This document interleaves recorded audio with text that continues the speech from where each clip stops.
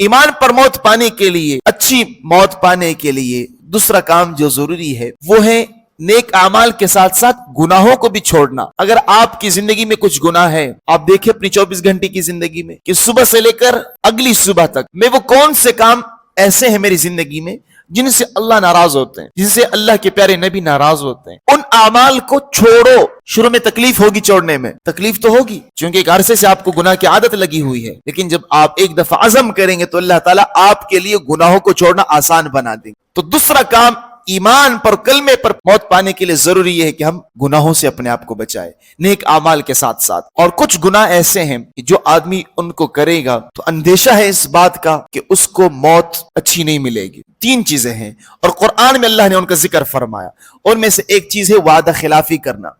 آپ نے کسی مسلمان کے ساتھ وعدہ کر دیا کہ آپ کے لیے کام کروں گا، لیکن دل میں یہ کوٹ ہے کہ کرنا ویسے نہیں ہے، صرف دھوکہ دینا ہے۔ ایک بات تو یہ نا کہ آپ نے وعدہ کر لیا پھر کسی وجہ سے آپ نہ کر پائے، یہ الگ بات ہے۔ وعدہ خلافی اس کو کہتے ہیں کہ دل میں یہ کوٹ ہو، دل میں یہ ہو کہ بھائی کرنا ویسے بھی نہیں ہے، صرف اس کو تسلی دو کہ میں آپ کے لیے کام کر دوں گا، پھر آپ نہ کرو۔ اللہ اس سے بھی بچائیں۔ اور دوسرا کام قطع رحمی۔ ہمارے ہر رشتہ داریوں میں بہت سے لوگ قطع رحمی کرتے ہیں۔ صلہ رحمی کا مطلب یہ ہے کہ آپ سے جو توڑے اس سے جوڑو، جو آپ کی شادیوں میں شریک نہ ہو آپ جاؤ، جو آپ کی غمی میں شریک نہ ہو آپ پھر بھی جاؤ۔ اگلا کام، جو زمین میں ظلم کرے گا، فساد پھیلائے گا، اس کے لیے بھی یہ وعید ہے قرآن میں کہ اللہ تعالیٰ انہیں اچھی موت نہیں دیں گے۔ قرآن میں اللہ نے فرمایا والذین ينقضون عہد اللہ من بعد میثاقہ ویقطعون ما امر اللہ بہ ان یوصل ویفسدون فی الارض اولئک لہم اللعنۃ ولہم سوء الدار۔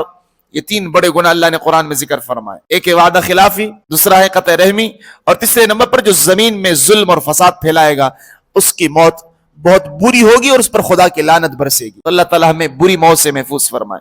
تو اچھی موت پانے کے لیے ضروری ہے کہ ہم گناہ بھی چھوڑیں، نیک اعمال بھی کریں۔ گناہ چھوڑنے کا جذبہ آدمی میں کب پیدا ہوگا؟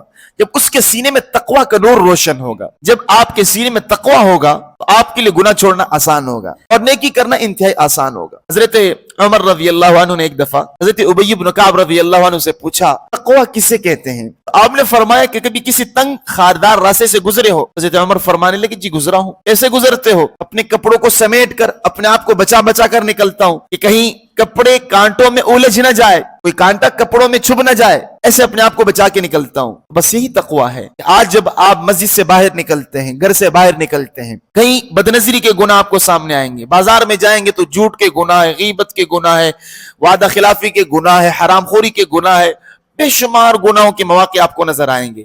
ان گناہوں کے مواقع سے بچ بچ کے اللہ کے پاس جانا، اسی کو کہتے تقویٰ۔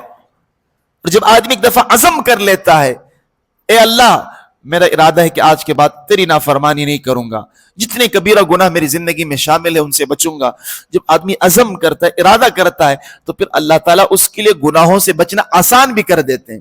گناہوں سے بچنا کوئی مشکل نہیں ہے۔ اگر یہ ناممکن کام ہوتا اور بہت زیادہ مشکل کام ہوتا تو اللہ تعالیٰ ہمیں اس کا حکم قرآن میں کیوں دیتے؟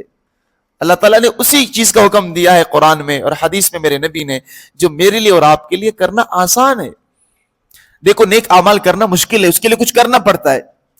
گناہ تو اس سے بھی آسان ہے کہ اس میں کچھ نہیں کرنا پڑتا، بھائی مت کرو تو بس گناہ نہیں ہوا۔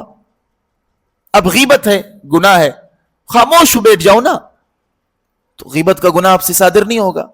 بدنظری گناہ ہے، کبیرہ گناہ ہے، کل قیامت کے دن عذاب ملے گا آپ کو اس بدنظری پر۔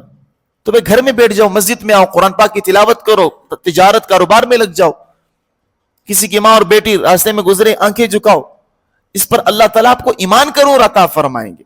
تو اللہ تعالیٰ ہمیں ہر قسم کی گناہوں سے بھی بچنے کی توفیق عطا فرمائے۔